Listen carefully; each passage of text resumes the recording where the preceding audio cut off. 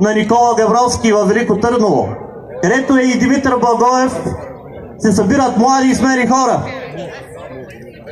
По-късно в учебниците по история тази сбирка ще бъде определена като първата социалистическа сбирка.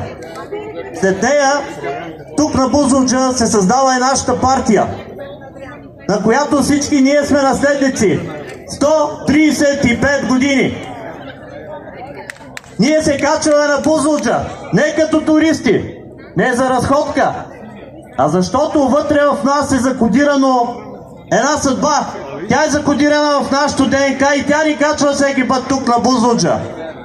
Ние сме длъжни да се качваме всяка година, защото първопроходниците, онези милиони социалисти и комунисти, които изградиха България с труд и пот, ние дължим всичко това на тях.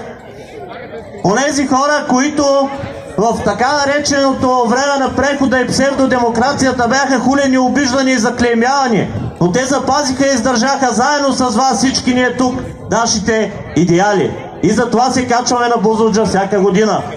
Защото Бузлуджа за нас е път, който е начертан от нашите първопроходници. Но те никога не са ни обещавали, че този път ще бъде лек и лесен.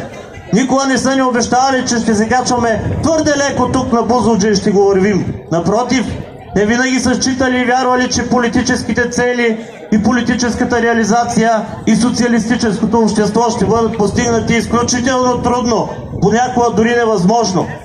Затова изборната загуба нас никога не би трябвало да ни отчаива, защото тя е просто една загуба политическа, а не загуба на нашите идеали и на нашите вярвания.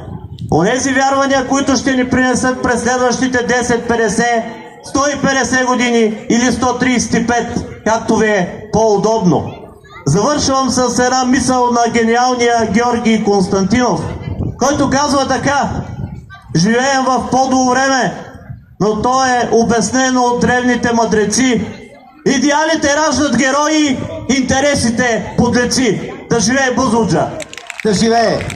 Благодаря ти, Мишо. След тези призивни и увидителни думи, нека отново да чуем една хубава песен, скъпи приятели.